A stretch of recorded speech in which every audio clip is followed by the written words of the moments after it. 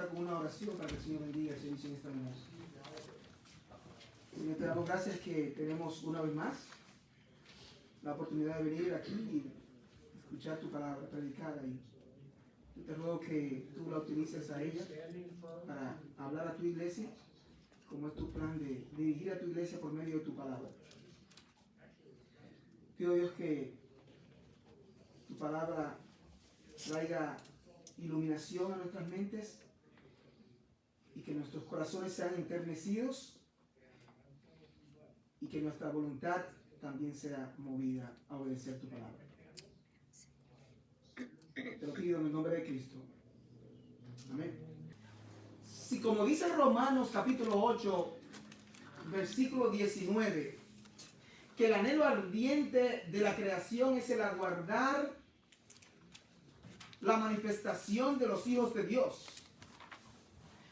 ¿Por qué Dios no le concede ese anhelo ardiente a la creación hoy? Si Cristo oró a su Padre en Juan capítulo 17, versículo 24, Padre, aquellos que me has dado quiero que donde yo estoy, también ellos estén conmigo, para que vean mi gloria que me has dado.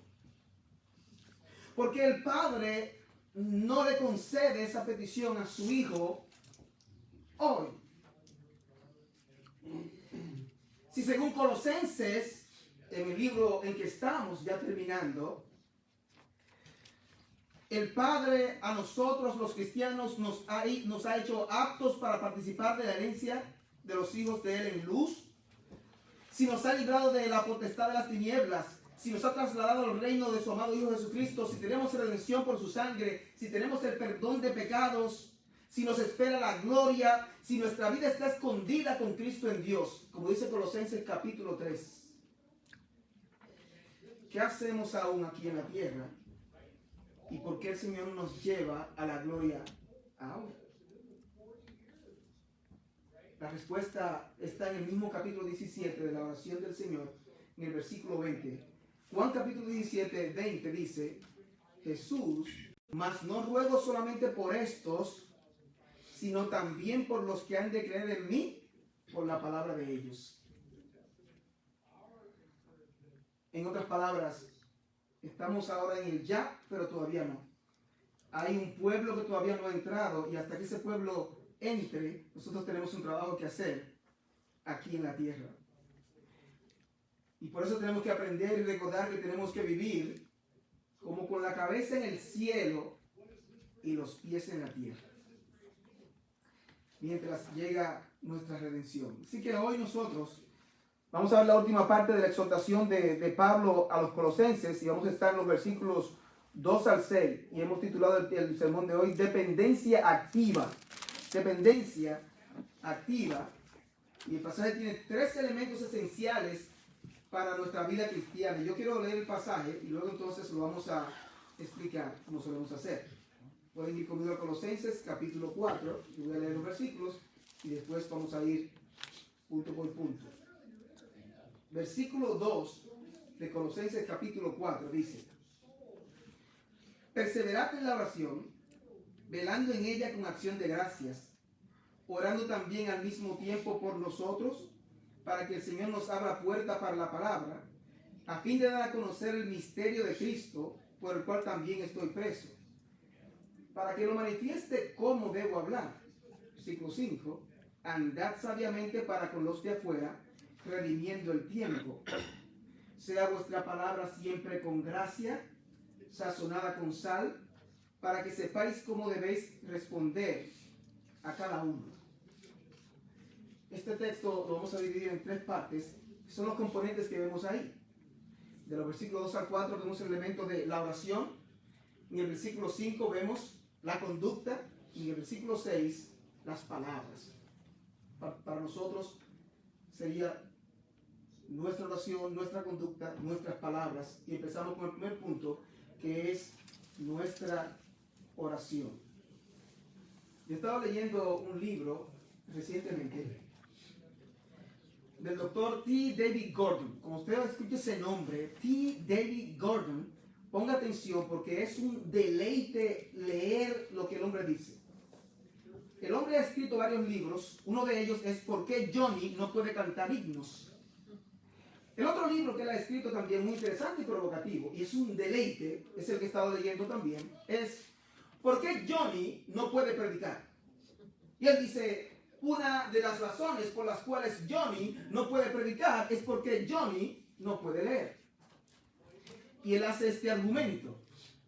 Dice que en el tiempo que vivimos ahora, la gente está entrenada y acostumbrada a leer buscando contenido. No está entrenada a leer textos. Y él dice que hay una diferencia entre leer contenido y leer texto. ¿Qué le está diciendo? En los métodos de lectura rápida, a la gente se les entrena, si tú quieres aprender a leer rápido, hay gente que lo sabe hacer, y el método es, cuando tú estás leyendo, como ir como escaneando solamente, ignorando los artículos, los proverbios, los adjetivos, las preposiciones, porque solamente con las palabras, los sustantivos, por ejemplo, rápidamente tú puedes saber de qué se trata el libro.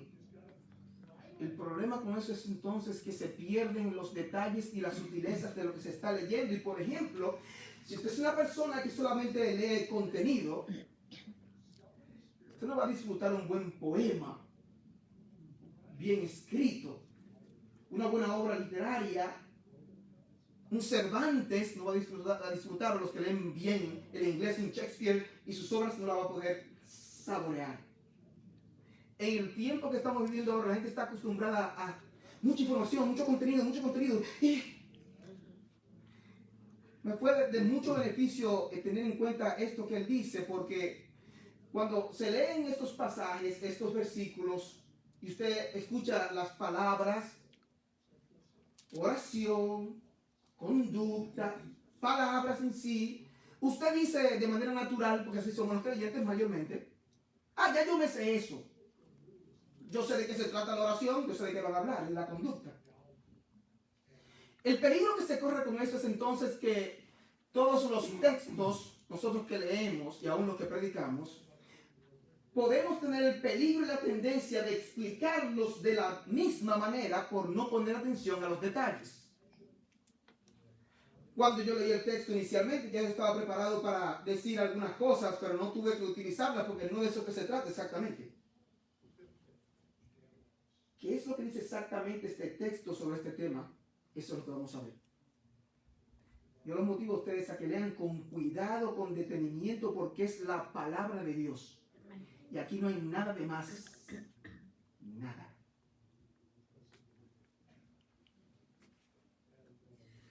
No solamente veamos primeramente el primer elemento, que es nuestra oración.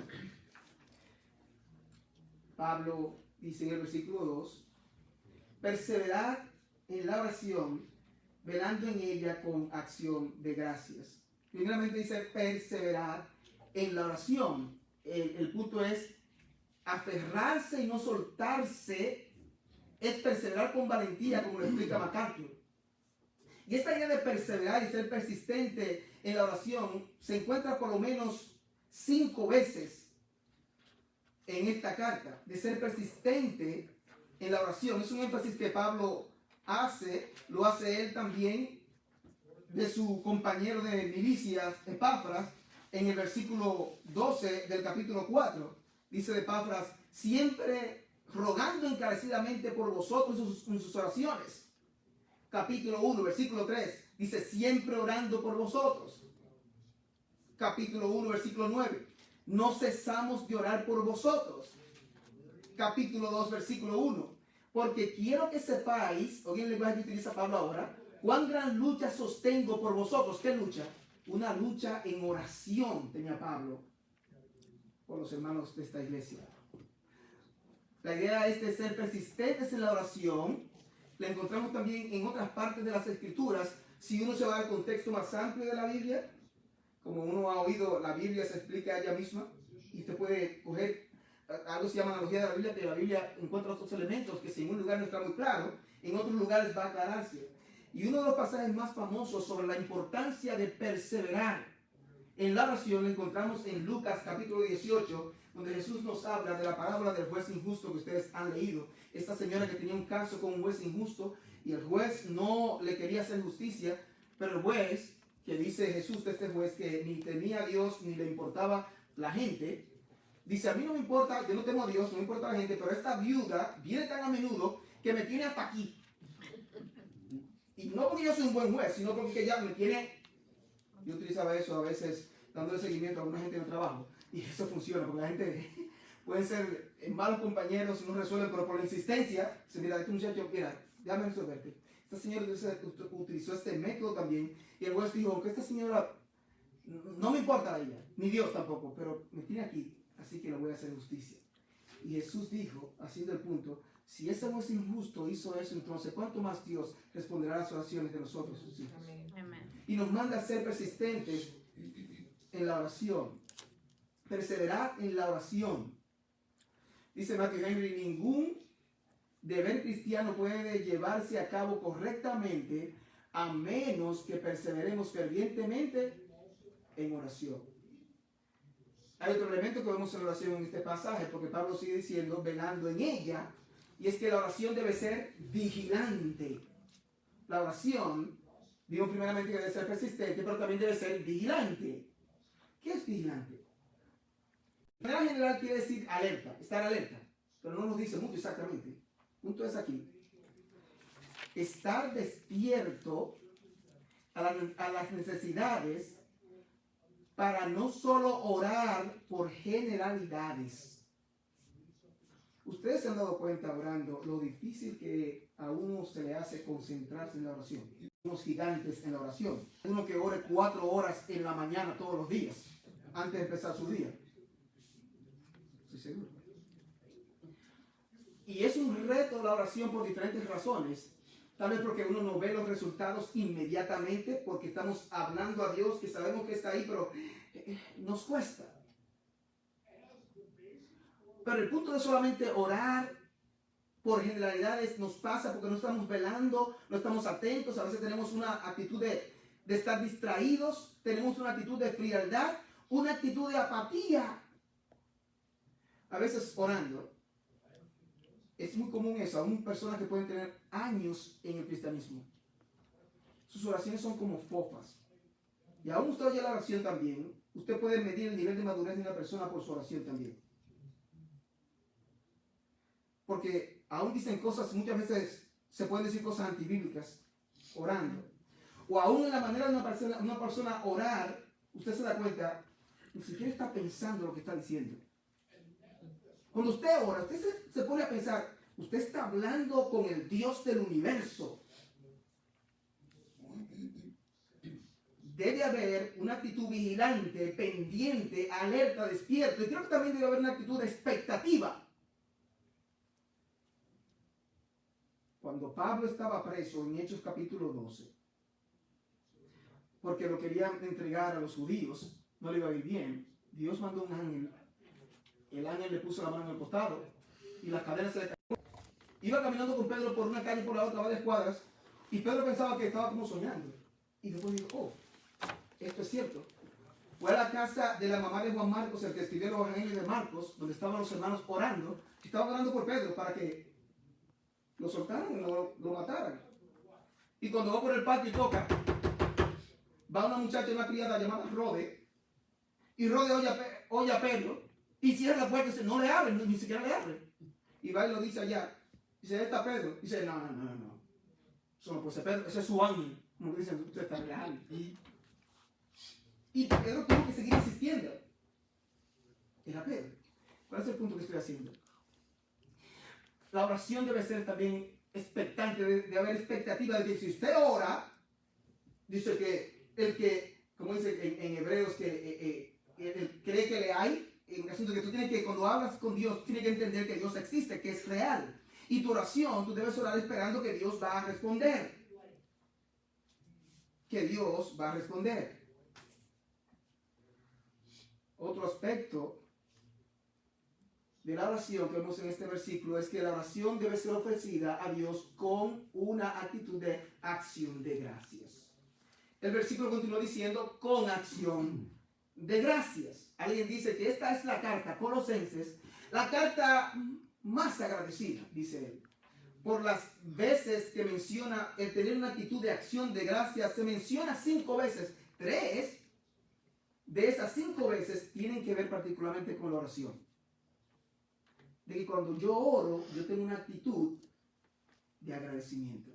¿Agradecimiento por qué? En primer lugar, por las cosas que Dios ya ha hecho por mí, los beneficios que he recibido, tener pendiente la actitud del salmista en Salmo 103, no olvides ninguno de sus beneficios. Nosotros todos conocemos a personas, no vienen a la iglesia, que vienen constantemente y a veces tú descubres por qué es que se pusieron activos en la iglesia. Es porque tenían como el horno bien subido de dificultades y de cosas. Las cosas se resuelven un poco y la gente se desaparece por 6 meses. Y vuelven los problemas y vuelven a la iglesia.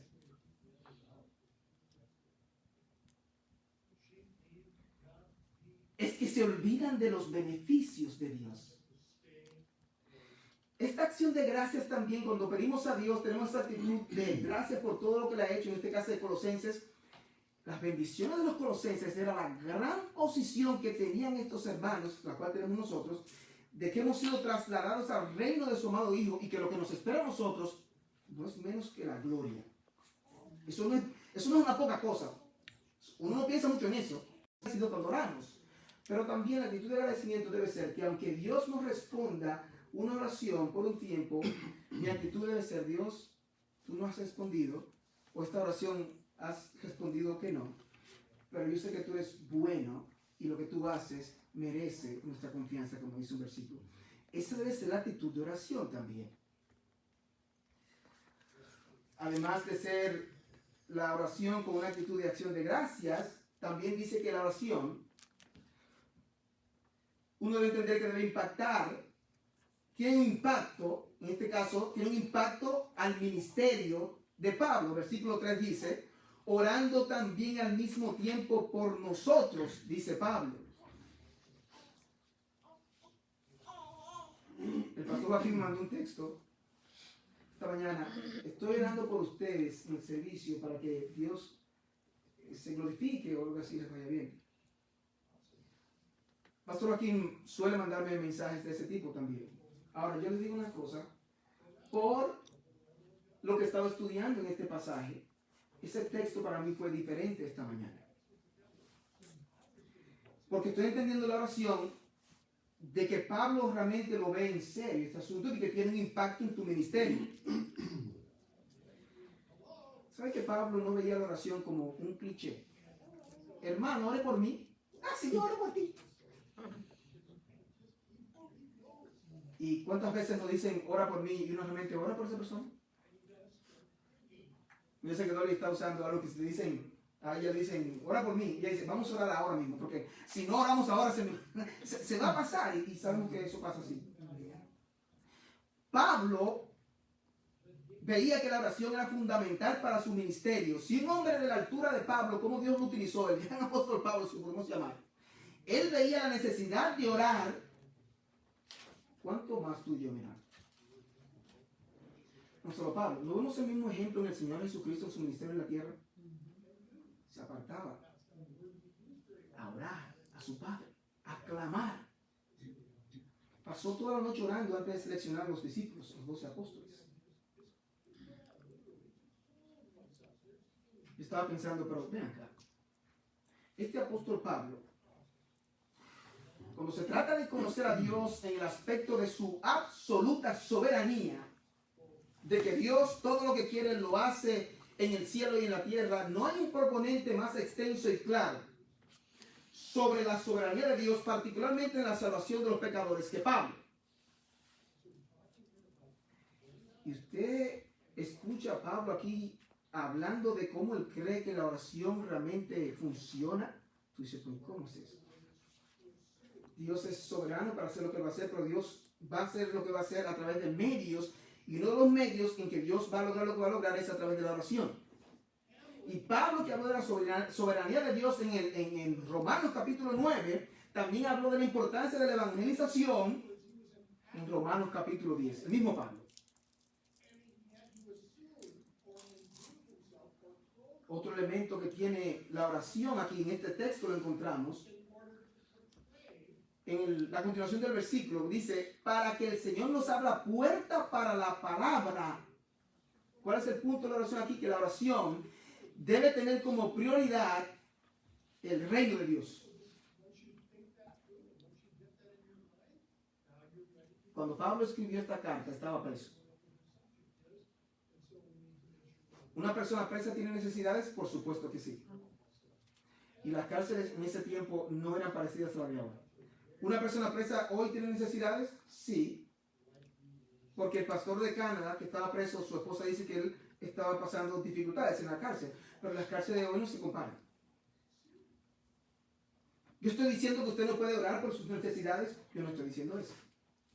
No es pecaminoso orar por las necesidades personales. Pero lo que yo veo en este texto es que Pablo no era lo que lo consumía. Ni siquiera estaba orando en esta carta particularmente, estaba orando por su liberación. No era lo que lo consumía.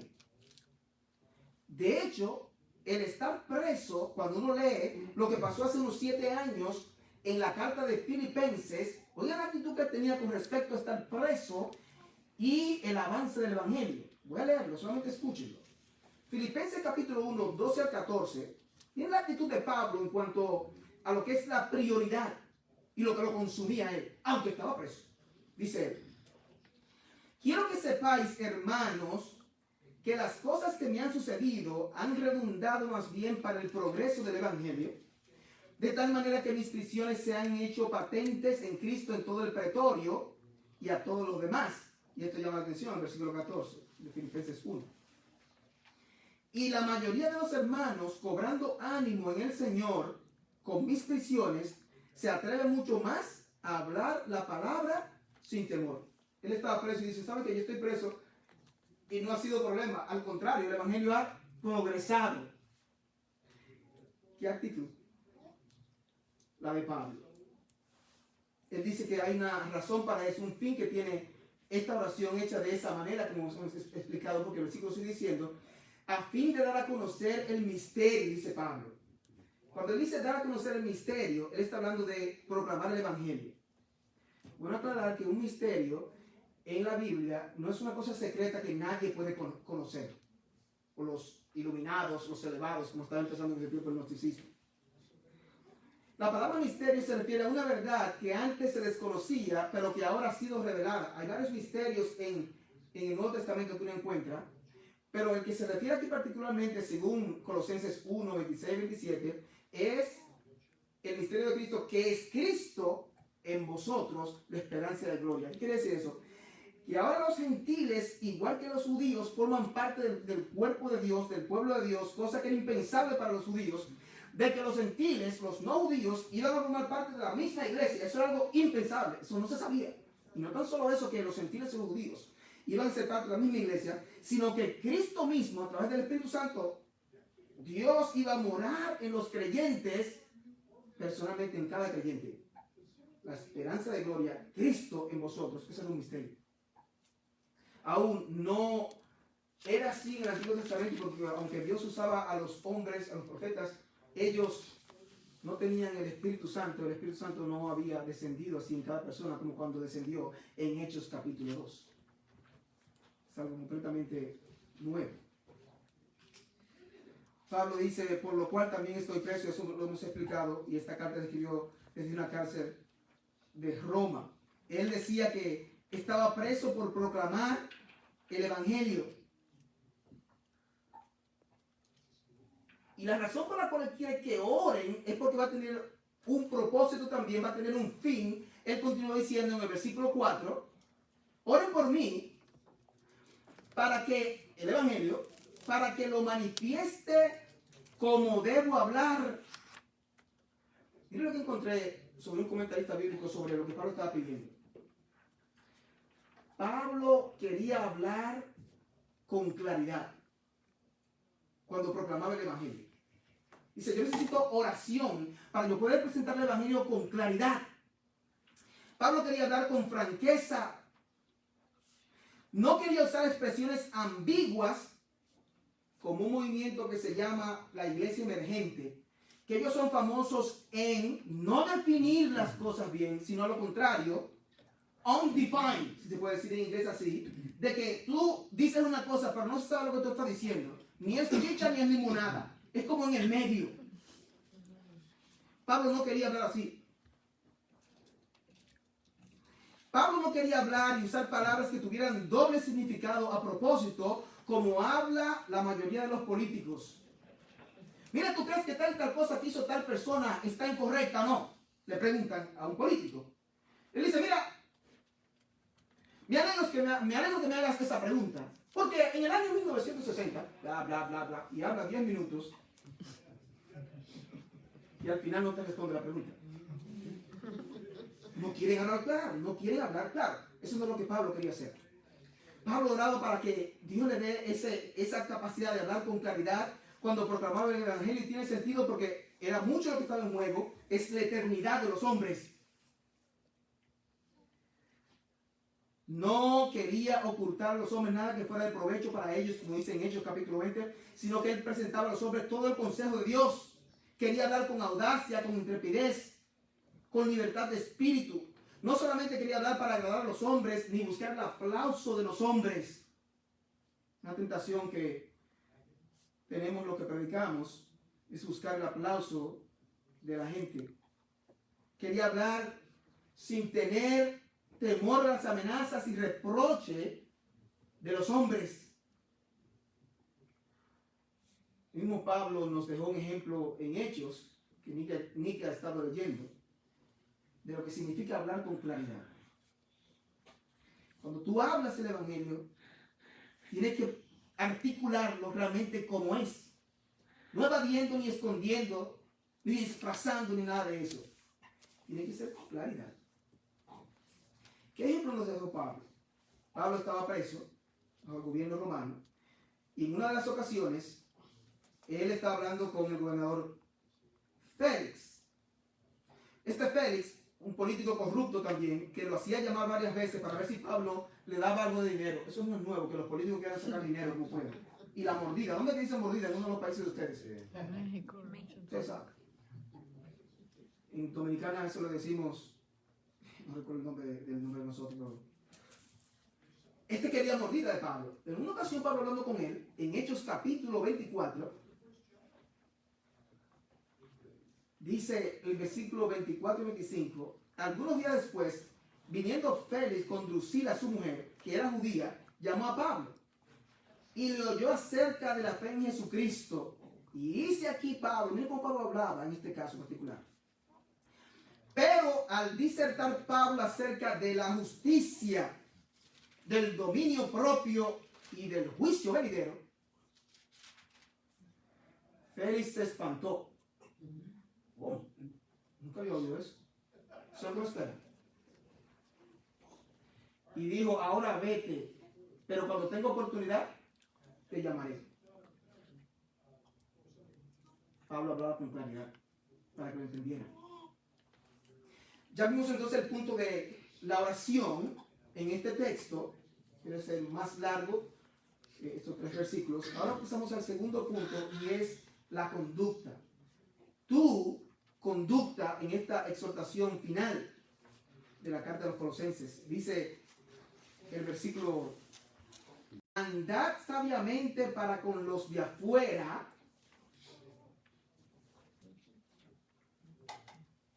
la palabra andar aquí no tiene nada que ver con caminar en la forma como yo camino, por supuesto, porque nosotros también hablamos así. Por ejemplo, uno dice, ese muchacho no está caminando bien, ese muchacho no está andando por buen camino. ¿Qué es lo que estamos diciendo? Estamos hablando de su estilo de vida aquí también.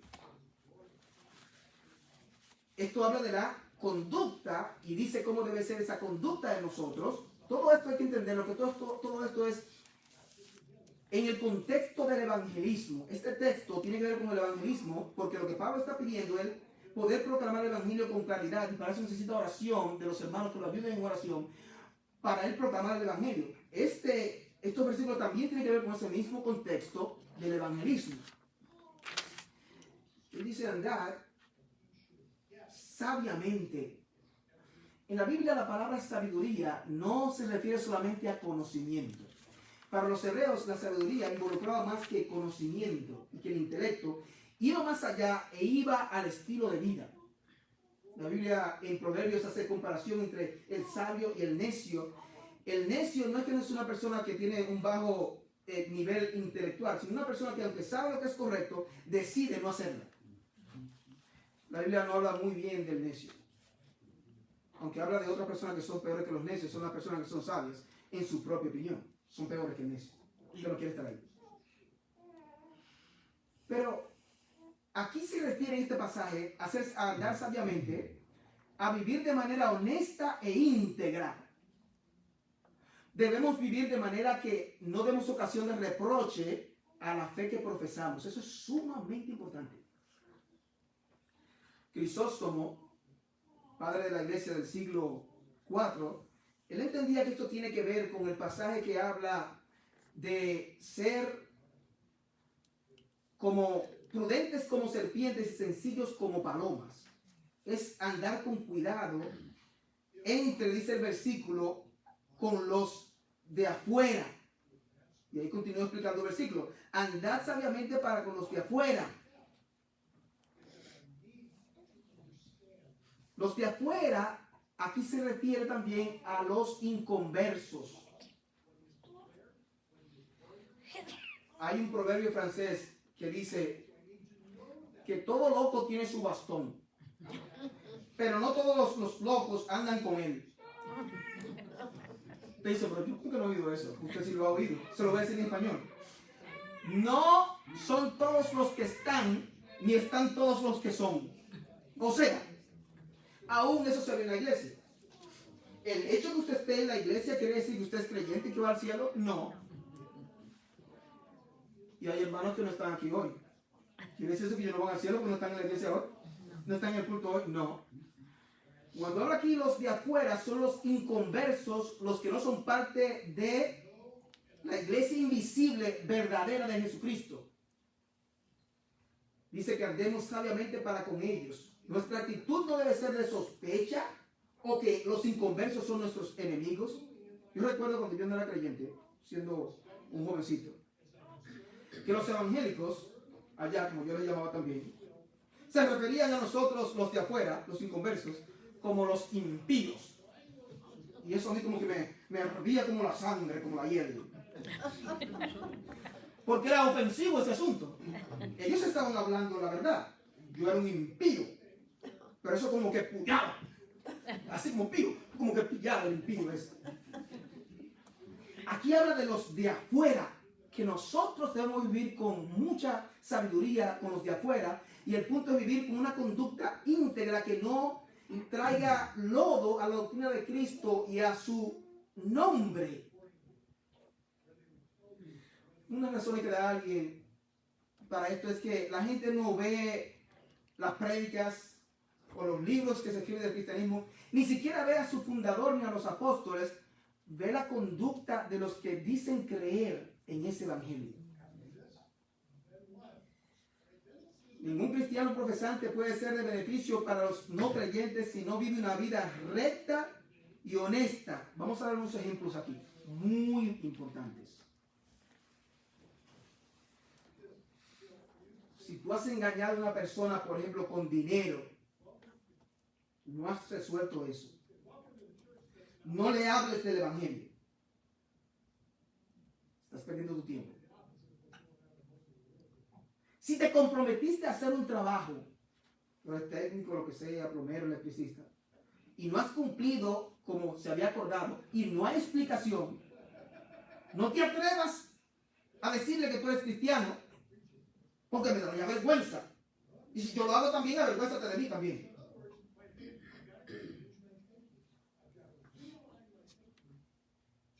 Adrian Rogers dice que era un evangelista, pastor que murió.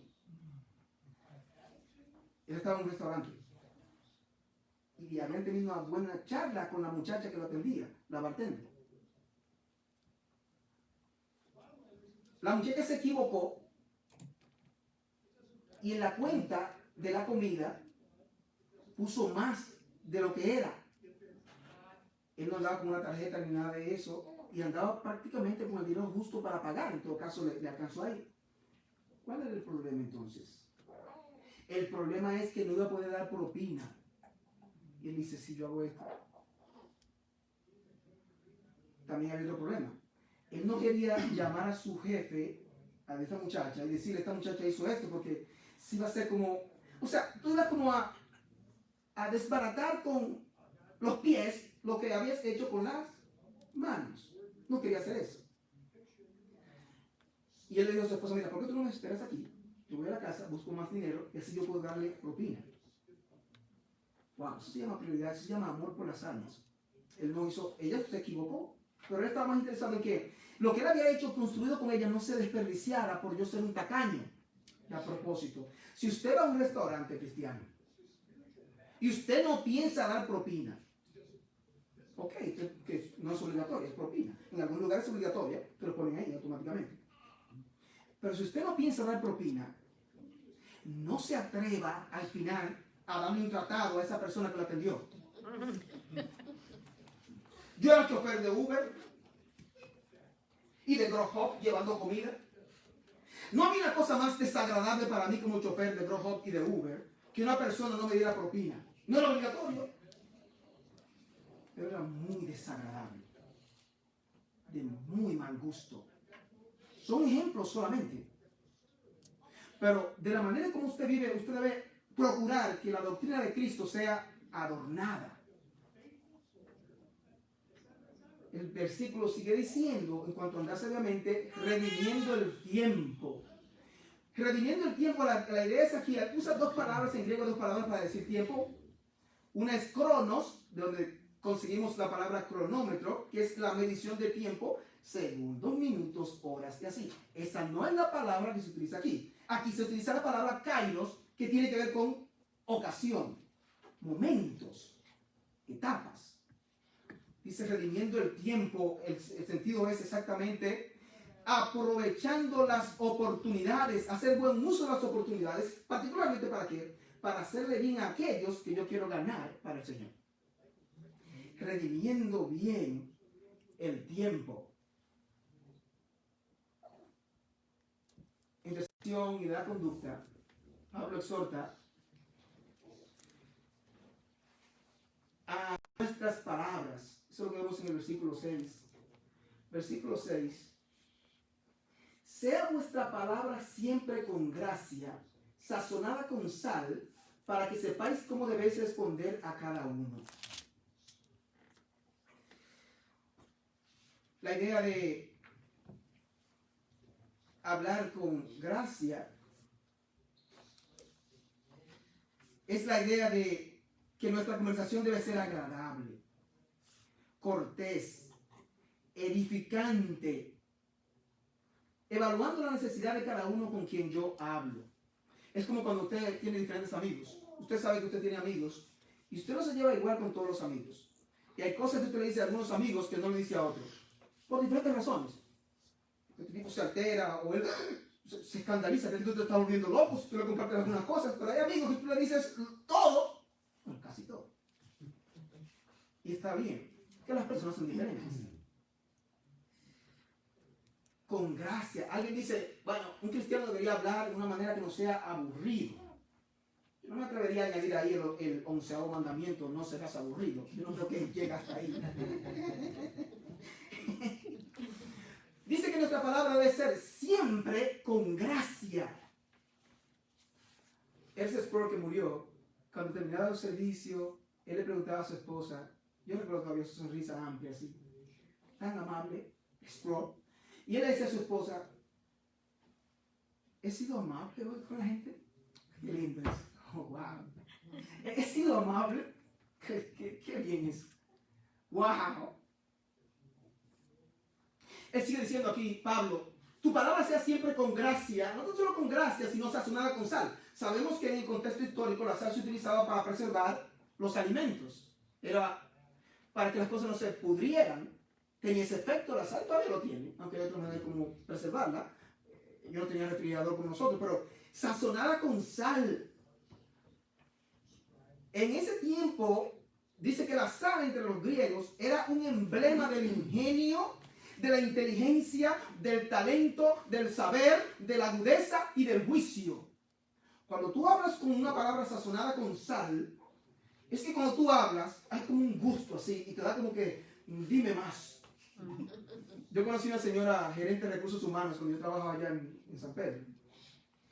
Ella despedía a las personas y la gente se iba contenta, agradecida porque lo botaron del trabajo. Esta señora tiene una labia. Pero a ti te acaban de botar. No, pero yo no sé cómo que me siento. ¿Será eso que quiere decir hablar con una palabra sazonada con sal? Pero el contexto aquí es para que sepáis cómo debéis responder a cada uno y lo que tenga que ver en asunto de frío. Y usted coge estos gorros, se lo pone a su hijo y le sirve. Se lo pone a usted y le sirve. Se lo pone al cabezón y le sirve también. One size fits all. Así que se llama eso, ¿verdad? Un size para todo el mundo. ¿Usted sabe lo que está explicando aquí? Que cuando yo testifico y doy el evangelio, no debo tener la mentalidad de que a todo el mundo se le habla de la misma manera. Eso es un error.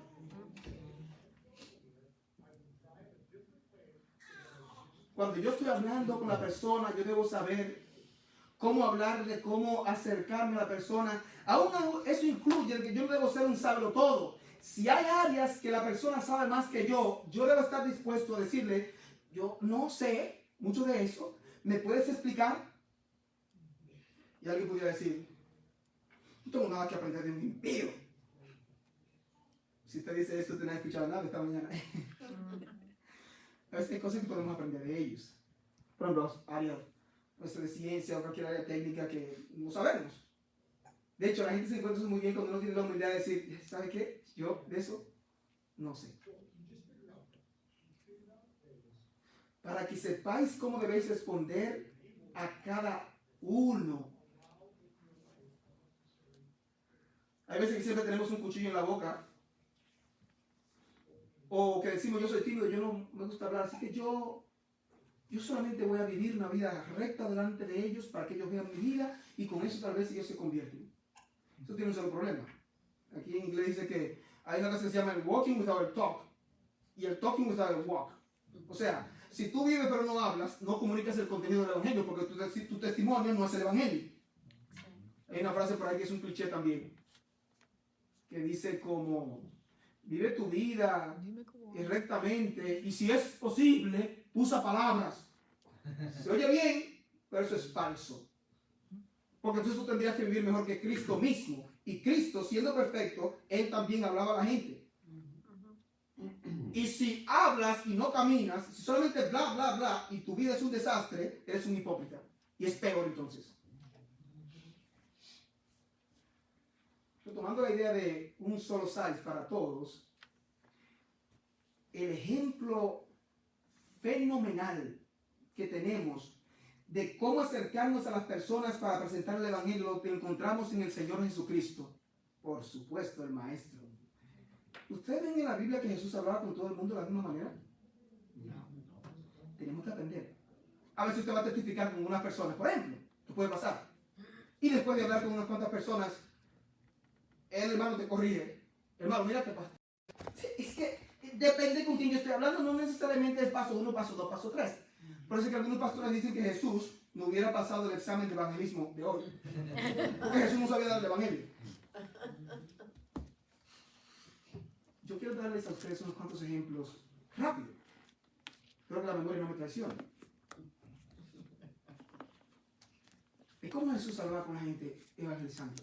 Por ejemplo, Juan capítulo 4, la mujer samaritana. Ella no quería venir en la hora que venían las muchachas porque tenía una vida no buena. Ella venía al mediodía cuando había mucho sol. Precisamente en ese momento pasaba Jesús por ahí, por Samaria. Juan capítulo 4. Ella quería que Jesús le diese algo para ella no tener que ir a buscar más ahí. Y Jesús le dice, ¿tú quieres algo?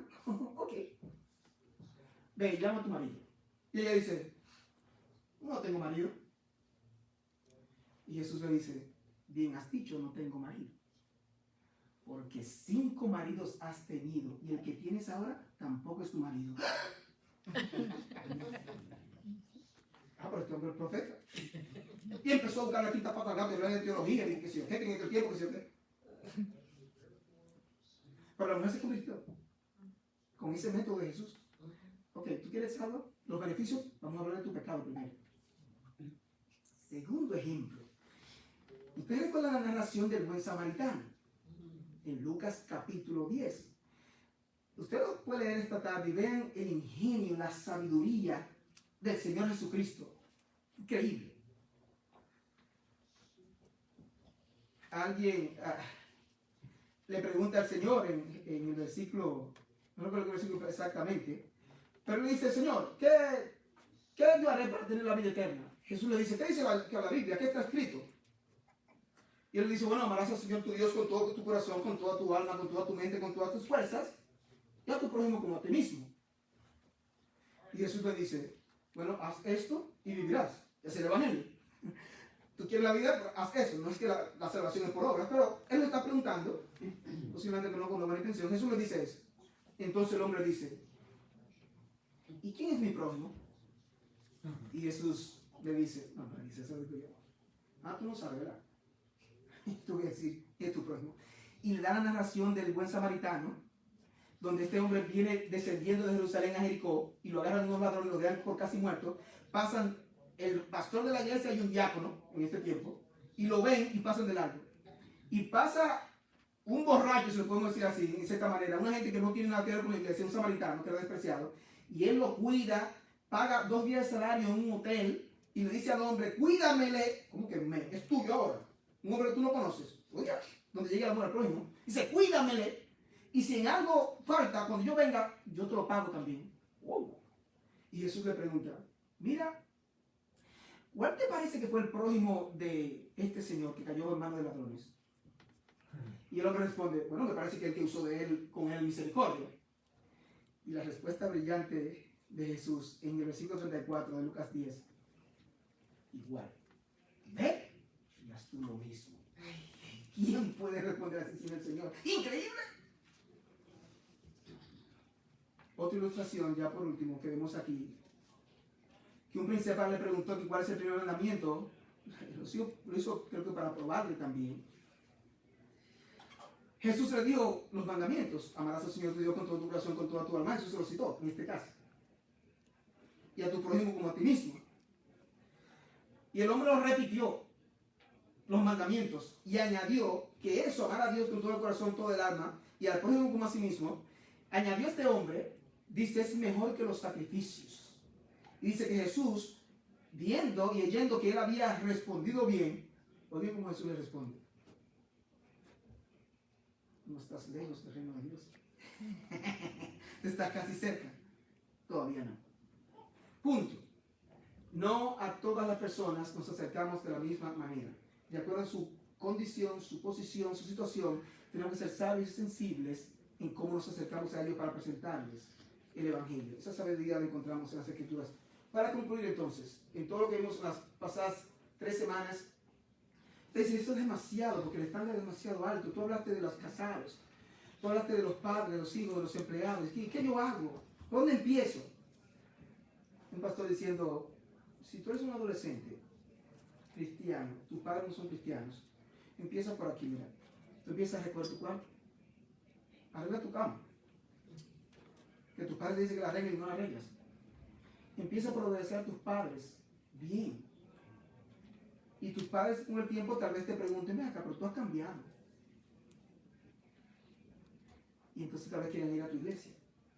Si tú eres una esposa que tu marido no es cristiano, como hemos explicado, sométete a tu marido.